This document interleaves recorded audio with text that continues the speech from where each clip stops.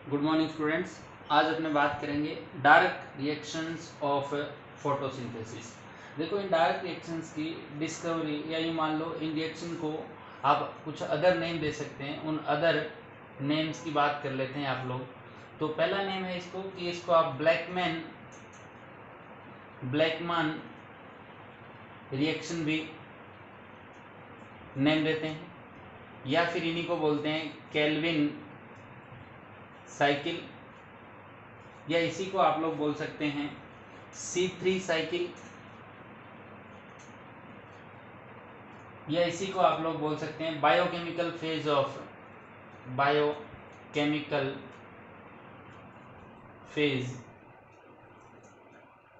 Of photosynthesis,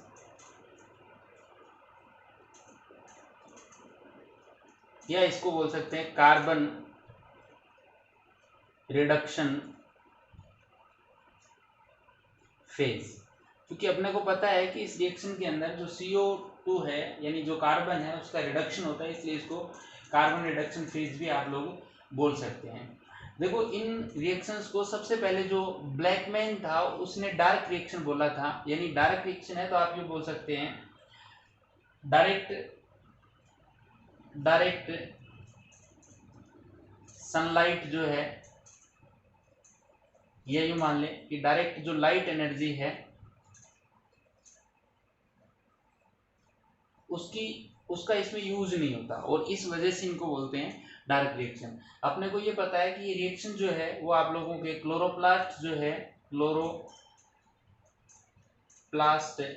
chloroplast का जो stroma part है उस स्ट्रोमा पार्ट में कंप्लीट होगी। तीसरा पॉइंट ये भी अपने को पता है कि इन दिस रिएक्शन NADPH2 यानी निकोटिनामाइड डाइन्यूक्लियोटाइड फॉस्फेट हाइड्रोजन जो है एंड ATP आर यूज्ड, इनका यूज होगा। और ये अपने को पता है ये दोनों जो प्रोडक्ट थे वो कहाँ के थे, these are product of light reaction, यानी ये लाइट रिएक्शन के प्रोडक्ट थे। तो आप सीधा सा यूं कह सकते हैं कि जो डायरेक्ट रिएक्शन है वो लाइट रिएक्शन के प्रोडक्ट पे डिपेंड करेगी, यानी इसमें सनलाइट की डायरेक्ट रिक्वायरमेंट नहीं है, लाइट एनर्जी की डायरेक्ट रिक्वायरमेंट नहीं है, बट ये जो रिएक्शंस है वो लाइट पे इनडायरेक्टली डिपेंड करती है। मतलब लाइट रिएक्शन के प्रोडक्ट जो है NADPH2 एंड ATP उन पे डिपेंड कर रही है। देखो, सबसे पहले इसमें जो आपका साइंटिस्ट था kelvin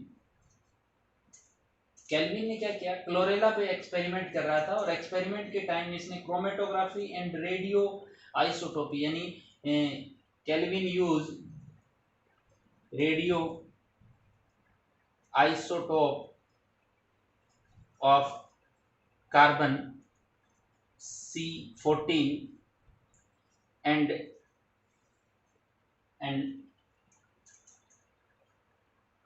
told that first product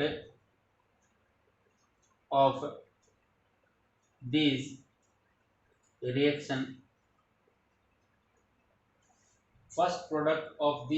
reaction is 3 carbon compound, और 3 कार्बन कंपाउंड था, इसी वजह से इसको बोलते हैं C3 साइकिल। ठीक है, डायरेक्ट रिएक्शन C3 साइकिल, या फिर आप इनको बोल सकते हैं ब्लैकमैन रिएक्शन, केल्विन रिएक्शन, या फिर आपको बायोकेमिकल फेज ऑफ फोटोसिंथेसिस बोल सकते हैं, या कार्बन रिडक्शन फेज इनके नेम है। अपने को याद रखना है कि क्लोरोप्लास्ट के स्ट्रोमा पार्ट में कंप्लीट होगी, और डायरेक्ट जो लाइट एनर्जी है उसकी रिक्वायरमेंट नहीं होती। इनडायरेक्ट लाइट एनर्जी मतलब जो लाइट रिएक्शन के प्रोडक्ट है NADPH2 एंड ATP, इनका यूज जो है उसके अंदर होने वाला है। तो सबसे पहले अपने C3 साइकिल की इन C3 या यूँ मान लें कि ये जो केल्विन साइकिल है इस केल्विन साइकिल का डिस्कशन करेंगे। देखो, एक बार इस नोट डाल के आप अलग से लिख लेना। केल्विन साइकिल जो है उससे रिलेटेड कुछ बातें मैं आप लोगों को पहले डिस्कशन करके बता रहा हूँ। देखो, आप लोगों ने कहीं नेम सुन रखा होगा कार्बोहाइड्रेट। इस कार्बोहाइड्रेट की बात करें तो कार्बोहाइड्रेट बेसिकली 3 टाइप्स के अपने डिस्कशन किए थे, मैं यहाँ लिख रहा हूँ। एक तो थे मोनोसेकेराइड्स, एक थे आपके ओलिगोसेकेराइड और एक थे आपके पॉलीसेकेराइड्स।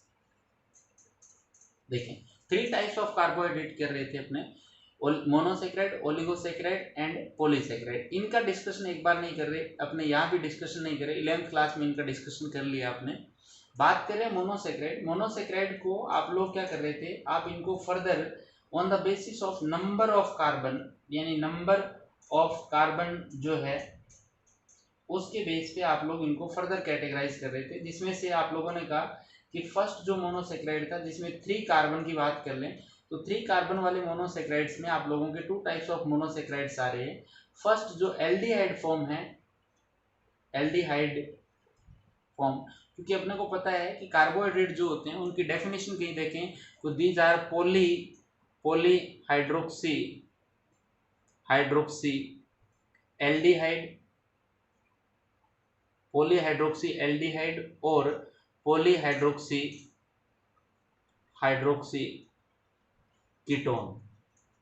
यानी ये जो आपके कार्बोहाइड्रेट्स होते हैं या तो पॉलीहाइड्रोक्सी एल्डिहाइड होंगे या पॉलीहाइड्रोक्सी कीटोन होंगे। तो अपने एक फॉर्म बात करते हैं 3 कार्बन वाले की जो एल्डिहाइड फॉर्म है, और सेकंड बात करते हैं कीटोन फॉर्म की। देखें अभी एल्डिहाइड फॉर्म जो है वो है ग्लिसरैल्डिहाइड। कौन सी अभी? ग्लिसरैल्डिहाइड। यानी इसको आप लोग स्ट्रक्चरली इस टाइप से ड्रॉ करें, C single bond OH, COH, इधर H, ये वैलेंस। यानी इसका स्ट्रक्चरल फॉर्मूला देखें आप लोग, मॉलिक्यूलर फॉर्मूला तो C3H6O3 है। इसी का आइसोटोप है, क्योंकि कीटोन फॉर्म है और ये एल्डिहाइड फॉर्म है, तो आइसोटोपिक फॉर्म में कीटोन की बात करें आप लोग तो कीटोन की स्ट्रक्चर इस टाइप से होगी। मैं यहाँ लिख रहा हूँ, देखें एक बार आप। हालांकि अपना ये टॉपिक नहीं है, फोटोसिंथेसिस चल रहा है, बट फिर भी बेसिक सा अपने कॉन्सेप्ट याद होगा तो ये रिएक्शन जो है वो इजी गोइंग अपने याद हो जाएगी। इसका नेम है डाईहाइड्रोक्सी एसीटोन। क्या नेम है अभी इसका? Dihydroxy acetone.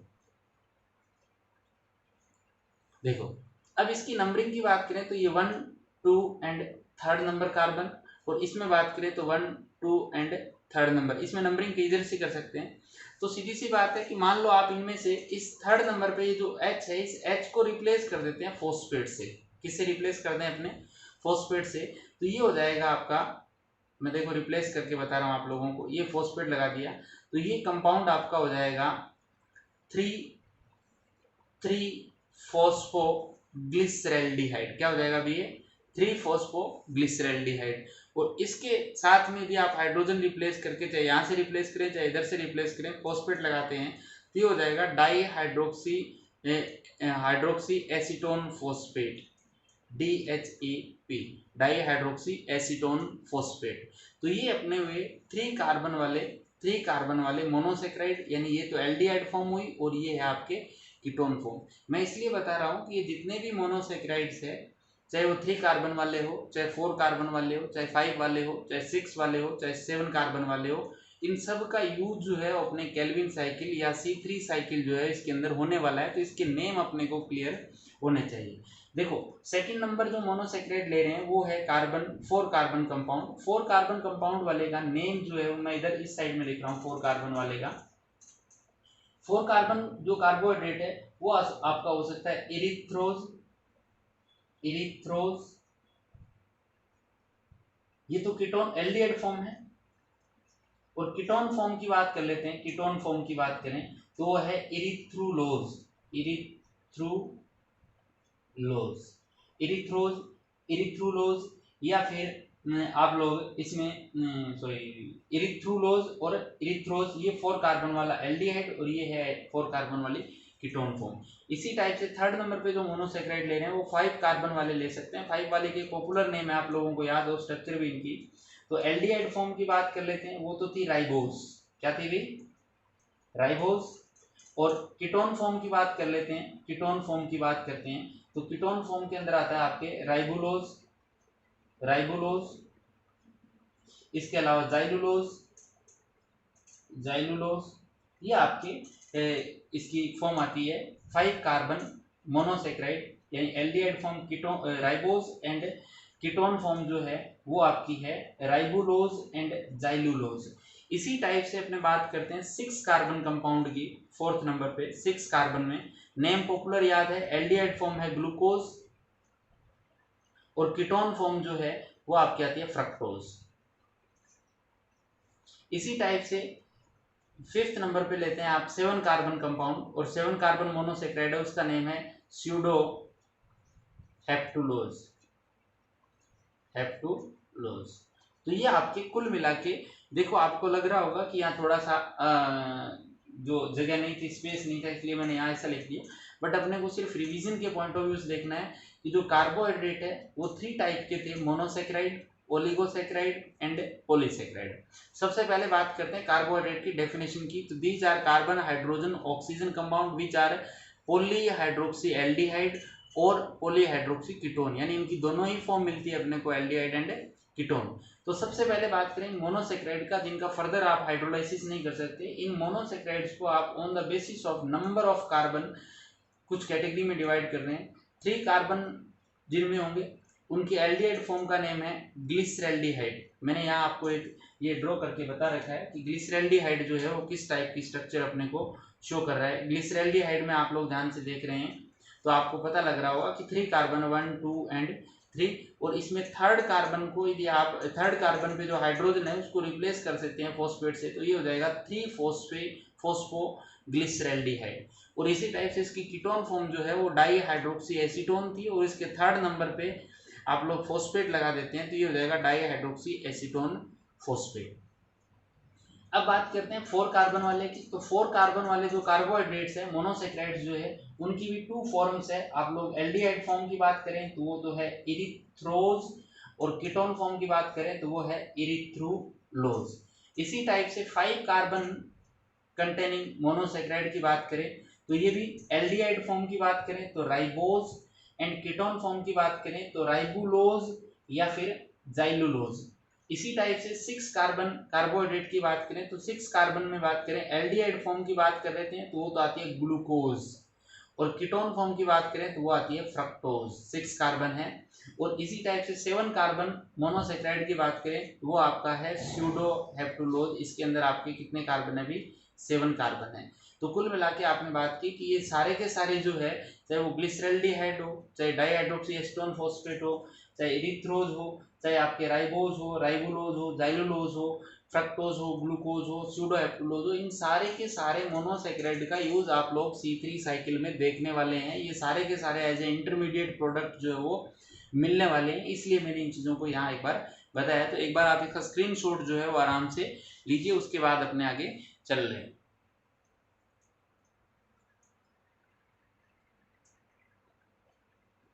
हाँ भाई, देखिए C3 साइकिल में आप सबसे पहले स्टार्टिंग करते हैं अपने, एक कंपाउंड है RUBP। देखो RUBP मैंने शॉर्ट फॉर्म लिखी है, ये है आपका, मैं यहाँ फुल फॉर्म लिख देता हूँ, राइबुलोज बाई फॉस्फेट।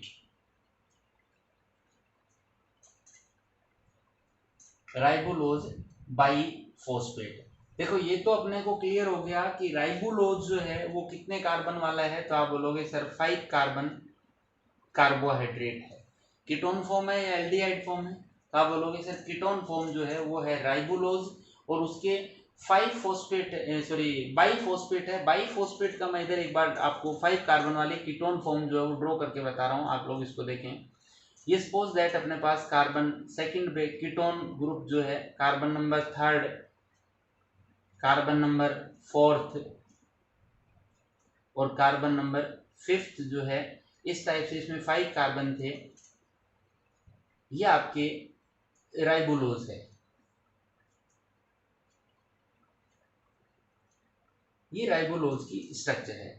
ये कह रहा है इस राइबुलोज में आप 5th नंबर पोजीशन के हाइड्रोजन का रिप्लेसमेंट कर देते हो किससे भी? फॉस्फेट से। और इसी टाइप से 1 नंबर कार्बन जो है इस पे इस हाइड्रोजन का आप रिप्लेसमेंट कर देते हो फॉस्फेट से, तो ये आपका जो कंपाउंड बनेगा वो बन जाएगा। देखो मैं यहाँ इसको रिप्लेस करके लिख रहा हूँ, थोड़ा सा ध्यान दें, इसको रिप्लेस करके लिख रहा हूँ मैं यहाँ। सपोज दैट आपने फॉस्फेट लगा दिया और इस साइड में भी क्या लगा दिया, अभी फॉस्फेट लगा दिया, तो ये आपका कंपाउंड हो जाएगा।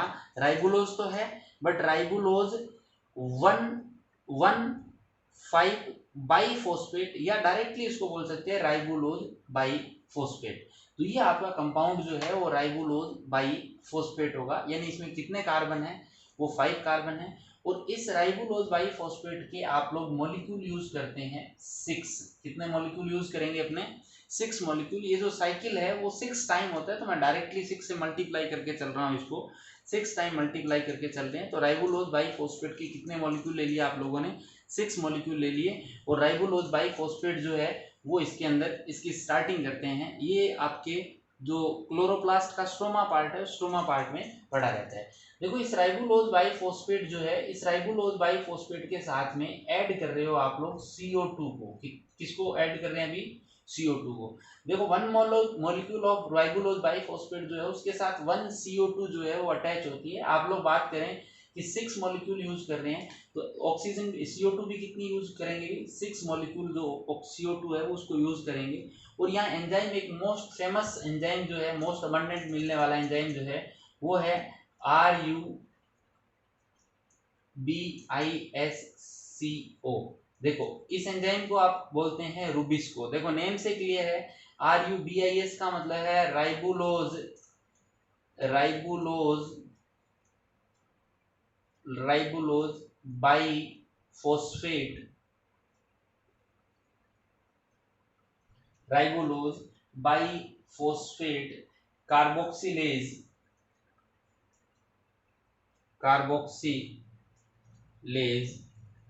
ऑक्सीजिनेज, ये इसका पूरा नेम है। यानी ये एंजाइम जो है वो कार्बोक्सिलेशन का भी वर्क कर रहा है और ऑक्सीजिनेज का भी काम करने वाला है। ड्यूल नेचर ऑफ जो है वो इस ड्यूल नेचर ऑफ एंजाइम है ये, तो ये डबल काम करेगा। यानी यहाँ पे RuBp के साथ कार्बन को अटैच करवाएगा, मतलब ये काम करेगा कौन सा, ये कार्बोक्सिलेशन का काम करेगा, कार्बोक्सिलेज की तरह से वर्क करने वाला है। जैसे इसके साथ कार्बोक्सिलेज एंजाइम जो है, सॉरी रूबिस्को एंजाइम की प्रेजेंस में आप लोगों के RuBp के साथ में CO2 मॉलिक्यूल अटैच होगा, तो एक इंटरमीडिएट प्रोडक्ट बनेगा। बट डायरेक्टली अपने को याद रखना है कि यहाँ आप लोगों के 3PGA जो है उसके 12 मॉलिक्यूल प्रोड्यूस हो जाएंगे। कितने मॉलिक्यूल भाई, 12 मॉलिक्यूल ऑफ 3PGA जो है वो प्रोड्यूस होंगे। मैं यहाँ मॉलिक्यूल्स की नंबर साथ में रेड कलर से लिख रहा हूँ, 12 मॉलिक्यूल प्रोड्यूस होंगे। और अपने को पता है PGA का मीनिंग होता है ग्लिसरिक एसिड, फॉस्फोग्लिसरिक एसिड। और ये थर्ड बता रहा है अपने को कि जो अभी आप ग्लिसरल्डिहाइड की बात कर रहे थे, उस एल्डिहाइड की जगह एसिडिक ग्रुप COH ग्रुप लग जाए तो हो जाएगा ग्लिसरिक एसिड, और उसके थर्ड नंबर पे फॉस्फेट होती है, हो जाएगा 3-फॉस्फोग्लिसरिक एसिड। यानी ये कार्बन, कितने कार्बन कंपाउंड है, 3 कार्बन कंपाउंड है। कितने कार्बन कंपाउंड अभी, 3 कार्बन कंपाउंड। अब देखें RuBp में 5 कार्बन ईच मॉलिक्यूल में थे और 6 मॉलिक्यूल थे, तो 5 × 6 यानी टोटल नंबर ऑफ कार्बन हो गए 30। 6 कार्बन CO2 से बाहर से ले लिए, तो कुल मिला के कार्बन हो गए 36। तो 36 यानी 3 कार्बन वाले कितने मॉलिक्यूल प्रोड्यूस हो सकते हैं, 12 मॉलिक्यूल प्रोड्यूस होते हैं। 12 × 3 यानी कि 36 कार्बन कंप्लीट हो रहे हैं। यानी 3PGA के कितने मॉलिक्यूल प्रोड्यूस हो गए, 12 मॉलिक्यूल प्रोड्यूस हो गए। ये इसका फर्स्ट स्टेप है भी, किसका, ये है डायरेक्ट रिएक्शन का फर्स्ट स्टेप। देखो इस डायरेक्ट रिएक्शन के फर्स्ट स्टेप से रिलेटेड क्वेश्चन बहुत सारे आते हैं। एक तो इस रूबिस्को की फुल फॉर्म पूछ लेता है, दूसरा रूबिस्को ड्यूल नेचर का वर्क कर रहा है, कार्बोक्सिलेशन का भी काम करेगा, ऑक्सीजनेज का भी वर्क करने वाला है। इसके अलावा बात करें आप लोग कि इस रूबिस्को की फुल फॉर्म के अलावा, ड्यूल नेचर के अलावा, वो आप लोगों से ये पूछ सकता है कि इस रिएक्शन का फर्स्ट प्रोडक्ट जो है वो कौन सा होता है। तो फर्स्ट प्रोडक्ट है फॉस्फोग्लिसरिक एसिड या 3PGA। 3PGA मतलब 3-फॉस्फोग्लिसरिक एसिड, मैं यहाँ लिख देता हूँ उसकी फुल फॉर्म भी, 3-फॉस्फोग्लिसरिक एसिड। ये 3-फॉस्फोग्लिसरिक एसिड जो है वो फर्स्ट स्टेबल प्रोडक्ट है, और फर्स्ट स्टेबल प्रोडक्ट में कार्बन कितने हैं, 3 है, इसी वजह से इसको नेम देते हैं C3 साइकिल। तीसरा क्वेश्चन इसमें ये अराइज हो सकता है कि इस केल्विन साइकिल में CO2 या कार्बन रिसेप्टर कौन काम कर रहा है, कार्बन रिसेप्टर की तरह से काम कौन करेगा। तो अपने को पता है कि इस कार्बन को रिसीव करने का काम कौन कर रहा है, राइबोलोज बाइफॉस्फेट करता है। तो या तो वो इसका नेम पूछ लेता है या इसका नेम पूछ लेता है। जनरली ये क्वेश्चन एग्जाम्स के अंदर बहुत बार आता है। वो हो सकता है आप लोगों को यहाँ कंफ्यूज करने के लिए एक ऑप्शन अलग आएगा, मैं अभी बताऊंगा आप लोगों को किस टाइप से आप लोगों से पूछ सकता है। देखें, अब ये कह रहा है कि नेक्स्ट स्टेप में ये 3PGA मॉलिक्यूल जो है वो 3PGA रिएक्ट करता है ATP के साथ। 1 मॉलिक्यूल को 1 ATP की रिक्वायरमेंट होती है, फॉस्फोराइलेशन की प्रोसेस होती है। ये 12 ATP मॉलिक्यूल को गेन करेगा, और 12 ATP मॉलिक्यूल से तो अपने को पता है क्या प्रोडक्ट बन जाएगा, 12 ADP प्रोड्यूस हो जाएगी। और जो फॉस्फेट है वो फॉस्फेट इसके साथ अटैच हो जाएगी। अब देखो थर्ड नंबर पे तो इसके क्या लगा हुआ है, ऑलरेडी फॉस्फेट लगा हुआ है, तो इससे जो प्रोडक्ट बनेगा वो बनेगा 1,3-डाई-PGA। क्या बन जाएगा, 1,3-बाई-PGA या डाई-PGA। यानी जो फॉस्फोग्लिसरिक 3-फॉस्फोग्लिसरिक एसिड था उसके 1 नंबर पोजीशन पे 1 फॉस्फेट और अटैच होगी, तो ये आपका प्रोडक्ट बन गया 1,3-डाई-PGA, डाई-PGA। अब ये डाई-PGA के भी कितने मॉलिक्यूल है, तो आपका आंसर आएगा फिर से 12 मॉलिक्यूल है। ईच मॉलिक्यूल ने 1 फॉस्फेट 1 ATP को यूज किया, 12 मॉलिक्यूल प्रोड्यूस हुए। अब ये कह रहा है कि इसमें से डीहाइड्रोजिनेज एंजाइम की प्रेजेंस में डिहाइड्रेशन की प्रोसेस होती है, यानी हाइड्रोजन जो है वो रिप्लेस होता है। और हाइड्रोजन कैसे रिप्लेस होगा उसका भी डिस्कशन अपने कर लेते हैं। देखो 12 मॉलिक्यूल ऑफ NADPH2 मॉलिक्यूल जो है, 12 मॉलिक्यूल NADPH2 ये यूज होंगे, और यूज होके इनसे प्रोडक्ट बन जाएगा 12 NADP। यानी इसके जो हाइड्रोजन है वो रिप्लेस हो गए और वो इसके साथ अटैच होंगे। इसके साथ अटैच होते ही और साथ में इसी प्रोसेस में 12 इनऑर्गेनिक फॉस्फेट जो है, 12 इनऑर्गेनिक फॉस्फेट जो है वो बाहर रिलीज हो जाएगी। तो ये क्योंकि फॉस्फेट बाहर निकल गई तो ये बन जाएगा आपके 12 मॉलिक्यूल 3-फॉस्फोग्लिसरैल्डिहाइड के, क्योंकि ग्लिसरिक एसिड के साथ जैसे हाइड्रोजन अटैच होगा वो बन जाएगा एल्डिहाइड। तो ये हो जाएगा 12 मॉलिक्यूल किसके भाई, 12 मॉलिक्यूल प्रोड्यूस हो जाएंगे 3-फॉस्फोग्लिसरैल्डिहाइड, 3-फॉस्फोग्लिसरैल्डिहाइड के कितने मॉलिक्यूल प्रोड्यूस हो गए भाई, 12 मॉलिक्यूल जो है वो प्रोड्यूस हो गए। अब आप लोगों को दो बातें याद रखनी है कि आप लोग ने जो लाइट रिएक्शन में एक प्रोडक्ट बनाया था ATP, उस ATP का यहाँ यूटिलाइजेशन हो रहा है। इसी टाइप से आप लोगों ने दूसरा प्रोडक्ट जो बनाया था NADPH2, यानी ये जो 12 मॉलिक्यूल है इनका भी यहाँ यूटिलाइजेशन हो रहा है। मतलब लाइट रिएक्शन के जो प्रोडक्ट है उनका यूज डायरेक्ट रिएक्शन के अंदर हो रहा है और इस टाइप से यूटिलाइजेशन हो रहा है। यहाँ एंजाइम जो है वो डीहाइड्रोजिनेज एंजाइम जो है वो यूज होगा। इसी टाइप से जहाँ फॉस्फेट से रिलेटेड काम आता है, ATP जोड़ने तोड़ने का काम आता है, वहाँ एंजाइम यूज होता है काइनेज। कौन सा एंजाइम यूज हो रहा है भाई, काइनेज। अब ये कह रहा है कि जो 12 मॉलिक्यूल 3-फॉस्फोग्लिसरैल्डिहाइड के हैं, इन 12 मॉलिक्यूल को आप लोग ओवरऑल कैटेगराइज कर लेते हैं, उनको डिवाइड कर लेते हैं। इनमें से 2 मॉलिक्यूल्स को सेपरेट कर लेते हैं, 5 को फिर से सेपरेट कर लेते हैं, इसी टाइप से 3 को फिर से सेपरेट कर लेते हैं और 2 को फिर से सेपरेट कर लेते हैं। यानी इनकी अपने कैटेगरी जो है वो बना ली इस टाइप से। इनमें से ये कह रहा है कि जो 5 मॉलिक्यूल है, इन 5 मॉलिक्यूल का आइसोमेराइजेशन हो जाता है, आइसोमेराइजेशन। और आइसोमर जो है अपने को पता है 3-फॉस्फोग्लिसरैल्डिहाइड का आइसोमर जो होता है वो होता है डाईहाइड्रोक्सी एसीटोन फॉस्फेट। क्या है भी आइसोमर, कौन है इसका, डाईहाइड्रोक्सी एसीटोन फॉस्फेट। क्योंकि अपने को पता है कि 3-फॉस्फोग्लिसरैल्डिहाइड जो है वो 3 carbon containing aldehyde form of monosaccharide है, और इसकी सेकंड जो आइसोमर फॉर्म है वो है कीटोन फॉर्म, जिसका नेम है डाईहाइड्रोक्सी एसीटोन फॉस्फेट। ये जो डाईहाइड्रोक्सी एसीटोन फॉस्फेट के मॉलिक्यूल है, इनको फिर से आप लोग 2 और 3 मॉलिक्यूल्स में डिवाइड कर लेते हैं। ये 2 मॉलिक्यूल डाईहाइड्रोक्सी एसीटोन फॉस्फेट के और ये 3 मॉलिक्यूल डाईहाइड्रोक्सी एसीटोन फॉस्फेट के।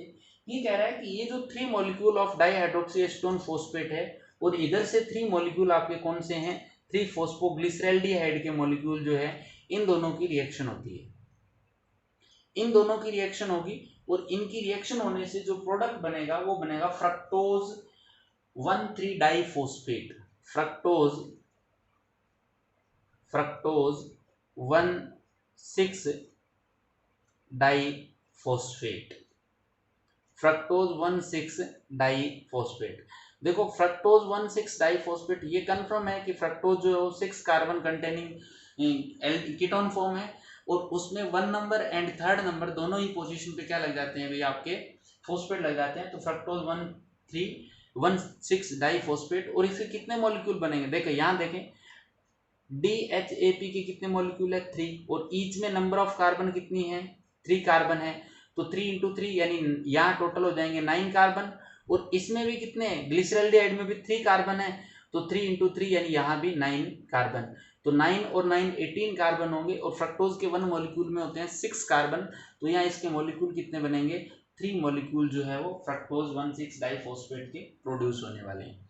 ये कह रहा है कि इस फ्रक्टोज 1,6 डाइफॉस्फेट के मॉलिक्यूल में से इनऑर्गेनिक फॉस्फेट की फॉर्म में, इनऑर्गेनिक फॉस्फेट की फॉर्म में फॉस्फेट बाहर रिलीज हो जाएगी, और जैसे ही फॉस्फेट रिलीज होगी ये आपके 3 मॉलिक्यूल ऑफ फ्रक्टोज 6 फॉस्फेट के बन जाएंगे। क्या बन जाएंगे भी, फ्रक्टोज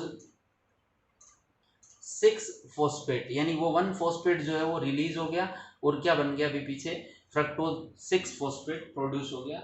और ये फ्रक्टोज 6 फॉस्फेट के जो मॉलिक्यूल है वो रिएक्ट करेंगे आप लोगों के इन 2 मॉलिक्यूल ऑफ 3 फॉस्फोग्लिसरैल्डिहाइड के साथ। इनके साथ रिएक्ट करते ही इनसे जो बाई प्रोडक्ट निकलने वाला है वो 2 मॉलिक्यूल तो इसमें यूटिलाइज हो जाएंगे, और 1 मॉलिक्यूल जो है 1 मॉलिक्यूल इधर आ जाएगा, और 2 मॉलिक्यूल जो है वो इसके अंदर यूज हो जाएंगे, और 1 मॉलिक्यूल जो यूज कन्वर्ट होगा वो हो जाएगा ग्लूकोज 6 फॉस्फेट में। किस में कन्वर्ट होगा, ग्लूकोज 6 फॉस्फेट में, क्योंकि फ्रक्टोज 6 फॉस्फेट और ग्लूकोज 6 फॉस्फेट क्या होते हैं बेटा, आइसोमर्स होते हैं, और ये जो ग्लूकोज 6 फॉस्फेट है इससे प्रोडक्ट बन जाएगा ग्लूकोज, यानी C6H12O6।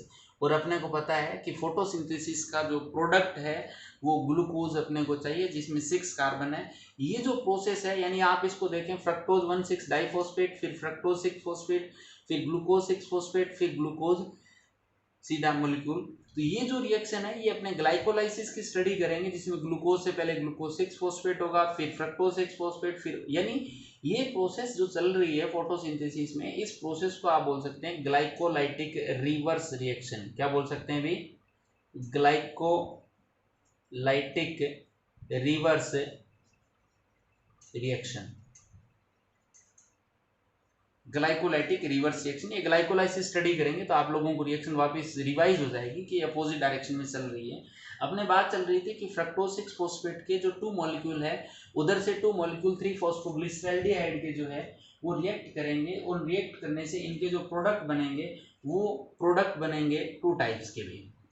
एक प्रोडक्ट बनेंगे 2 मॉलिक्यूल तो बनेंगे इरिथ्रोज के, किसके भी, इरिथ्रोज। और ये इरिथ्रोज जो है वो 4 कार्बन कंटेनिंग मॉलिक्यूल है। इसके कितने मॉलिक्यूल प्रोड्यूस हो गए, इसके तो हो गए 2 मॉलिक्यूल, कितने भाई, 2 मॉलिक्यूल। और इसके अलावा इसकी जो प्रोडक्ट प्रोड्यूस होंगे वो प्रोड्यूस होंगे 2 मॉलिक्यूल ऑफ जाइलुलोज 5 फॉस्फेट के। इरिथ्रोज 4 फॉस्फेट बेटा, ये 4 फॉस्फेट का मॉलिक्यूल बनेगा, और इसमें कार्बन कितने होते हैं, 4 कार्बन है। और इसी टाइप से यह बनेगा जाइलुलोज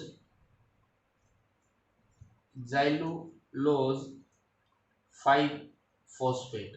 और जाइलुलोज 5 फॉस्फेट नेम से क्लियर है, 5 कार्बन है इसके अंदर। इसके भी कितने मॉलिक्यूल प्रोड्यूस होंगे, 2 मॉलिक्यूल प्रोड्यूस होंगे। देखें ओवरऑल देखें आप लोग 3 मॉलिक्यूल थे फ्रक्टोज 6 फोस्फेट के, यानी ओवरऑल 18 कार्बन थे, और इधर से 2 मॉलिक्यूल आ रहे थे 3 वाले के, मतलब 6 कार्बन आ रहे थे, तो 18 प्लस 6 यानी ओवरऑल 24 कार्बन थे। उन 24 कार्बन में से 6 कार्बन तो ये रिलीज हो गए, यानी पीछे कितने बच गए अपने 18 कार्बन। उन 18 में से 4 वाले मॉलिक्यूल बन गए 2, मतलब 8 इधर आ गए, पीछे बच गए 10 कार्बन, 10 वाले में 5 वाले कितने प्रोड्यूस हो गए, 2 मॉलिक्यूल प्रोड्यूस हो गए। तो ये रिएक्शन इस टाइप से प्रोड्यूस हुई। अब ये कह रहा है कि इन मॉलिक्यूल्स के साथ इरिथ्रोज 4 फोस्फेट जो है, इरिथ्रोज 4 फोस्फेट जो है, इनके साथ रिएक्ट करेंगे ये जो मॉलिक्यूल है डाईहाइड्रोक्सी एसीटोन फोस्फेट के, वो ये रिएक्ट करके प्रोडक्ट बनाएंगे स्यूडो हेप्टुलोज। क्या बनाएंगे भी, स्यूडो हेप्टुलोज 7 फोस्फेट, यानी स्यूडो हेप्टुलोज 7 फोस्फेट। नेम से क्लियर है, स्यूडो हेप्टुलोज है, इसमें 7 कार्बन है, 7 फोस्फेट। अब देखो 4 कार्बन वाले 2 मॉलिक्यूल, 3 कार्बन वाले 2 मॉलिक्यूल बन रहे हैं 7 कार्बन वाले मॉलिक्यूल, तो इनकी नंबर भी कितनी होगी, 2 मॉलिक्यूल जो है वो स्यूडो हेप्टुलोज के प्रोड्यूस होंगे। और इधर से ये कह रहा है कि स्यूडो हेप्टुलोज के 2 मॉलिक्यूल और इधर से ये 2 मॉलिक्यूल जो है वापस रिएक्ट करेंगे, क्योंकि अनस्टेबल होता है, रिएक्टिव होता है हाईली, ये रिएक्शन करके ये प्रोड्यूस कर लेगा राइबोज 5 फोस्फेट के 2 मॉलिक्यूल। मैं इधर लिख रहा हूं राइबोज 5 फोस्फेट, इसके तो प्रोड्यूस कर लेगा 2 मॉलिक्यूल। देखो 7 इंटू 2 यानी 14 कार्बन इधर, और 3 इंटू 2 यानी 6 कार्बन इधर, तो 14 एंड 6 20 कार्बन जो होंगे उनमें से राइबोज 5 फोस्फेट के 2 मॉलिक्यूल, और इसके यानी 10 कार्बन तो इधर आ गए, और इसके अलावा जो प्रोड्यूस होंगे वो होंगे जाइलुलोज 5 फोस्फेट। क्या प्रोड्यूस होंगे भी, जाइलुलोज 5 फोस्फेट के भी 2 मॉलिक्यूल प्रोड्यूस होंगे, यानी 10 कार्बन इधर आ गए और 10 कार्बन उधर आ गए इधर, यानी ये टोटल 20 कार्बन आ गए। 14 इधर थे, 6 इधर से थे, तो 20 कार्बन थे। 20 में से राइबोज यानी 5 कार्बन वाले के 2 मॉलिक्यूल यानी 10 कार्बन, और जाइलुलोज 5 कार्बन वाला है, इसके भी 2 मॉलिक्यूल यानी 10 कार्बन, तो ओवरऑल ये प्रोड्यूस हुए। अब ये कह रहा है कि राइबोज 5 फोस्फेट जो है ये फर्दर कन्वर्ट हो जाएगा राइबुलोज 5 फोस्फेट में। राइबुलोज 5 फोस्फेट, या आप इसको बोल सकते हैं राइबुलोज, मैं यहां लिख देता हूं यहां, और राइबुलोज मोनोफोस्फेट। क्या बोल सकते हैं इसको, मोनोफोस्फेट नेम दे सकते हैं, राइबुलोज मोनोफोस्फेट बोल सकते हैं, क्योंकि दोनों आइसोमर होते हैं, तो ये डायरेक्टली इधर कन्वर्ट हो जाएंगे 2 मॉलिक्यूल, ये भी फर्दर कन्वर्ट हो जाएंगे किसके अंदर भी, राइबुलोज 5 फोस्फेट में। तो 2 2 2 यानी इसके कितने मॉलिक्यूल प्रोड्यूस हो गए, 6 मॉलिक्यूल जो है वो राइबुलोज 5 फोस्फेट के या राइबुलोज मोनोफोस्फेट के कितने मॉलिक्यूल बन गए भी, 6। और राइबुलोज में कितने कार्बन है, 5 इंटू 6 यानी 30 कार्बन। अब ये कह रहा है कि ये जो राइबुलोज है, जो मोनोफोस्फेट है, राइबुलोज मोनोफोस्फेट है, वो एटीपी को यूज करेगा, ईच मॉलिक्यूल 1 एटीपी यानी 6 एटीपी जो है उनको यूज करेगा, और यूज करके 6 एडीपी यानी 6 एडीपी, और ये जो प्रोडक्ट है वही काइनेज एंजाइम।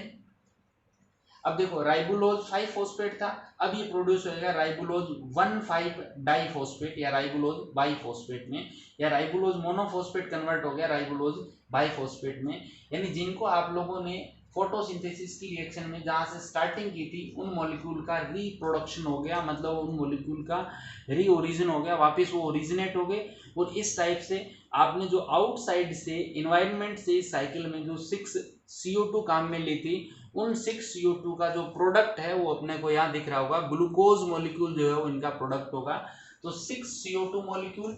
इसके अलावा आप लोग कह सकते हैं कि सर ये जो लाइट रिएक्शन के प्रोडक्ट थे, एक प्रोडक्ट तो इसकी बात कर लेता हूँ, इन्वायरमेंट से ले रहा है, दूसरा लाइट रिएक्शन के प्रोडक्ट है ये एटीपी, और इसके अलावा थर्ड जो प्रोडक्ट था लाइट रिएक्शन का, आप लोग बोल सकते हैं, सॉरी लाइट रिएक्शन का सेकंड प्रोडक्ट NADPH2 मॉलिक्यूल जो है उनको यूज किया, आउटसाइड से CO2 को यूज किया, और ये जो सारी की सारी रिएक्शन जो चल रही है वो अपने चल रही है क्लोरोप्लास्ट के स्ट्रोमा पार्ट में, और इनका एंड प्रोडक्ट जो है वो क्या प्रोड्यूस हो गया, ग्लूकोज का 1 मॉलिक्यूल, यानी कार्बन डाइऑक्साइड जो है उसका क्या हो गया, रिडक्शन हो गया। इस वजह से इसको रिडक्शन ऑफ कार्बन डाइऑक्साइड भी बोल सकते हैं आप लोग। तो ये आपके पूरा का पूरा जो कार्बन C3 साइकिल जो है वो कंप्लीट होता है। इसके अंदर आप लोगों को बताया था अभी कि जो मोनोसेक्राइड है उनकी ऑल फॉर्म जो है, ऑल मोनोसेक्राइड्स जो है वो यूज होने वाले हैं इसके अंदर। तो आप लोगों ने देखा होगा कहीं ग्लिसरैल्डिहाइड भी काम में आ रहा है, डाईहाइड्रोक्सीएस्टोन फॉस्फेट भी आ रहा है, 4 कार्बन वाले इरिथ्रोज भी काम में आ रहा है, 5 कार्बन वाले राइबोज, जाइलुलोज, इसके अलावा राइबुलोज, इसके अलावा 6 कार्बन वाले में फ्रक्टोज एंड ग्लूकोज, और 7 कार्बन वाला जो है स्यूडोएक्टुलोज। All monosaccharides are used in this C3 cycle. तो इसका एक बार स्क्रीनशॉट लें। और इसके बाद जो अदर C4 साइकिल है या आप लोगों के फोटो रेस्पिरेशन जो है उनका डिस्कशन अपने नेक्स्ट वीडियो में करने वाले हैं। तो इसका स्क्रीनशॉट लें, उसके बाद अपने आगे नेक्स्ट वीडियो में बात करेंगे। Thank you. स्क्रीनशॉट लें भी, मैं क्लियर कर रहा हूँ इसको थोड़ा सा। हाँ, आप लें स्क्रीनशॉट और नीचे से क्लियर ले लें स्क्रीनशॉट पूरे को, आराम से देख के इसको, और फिर आप अपनी नोटबुक में नोट करें।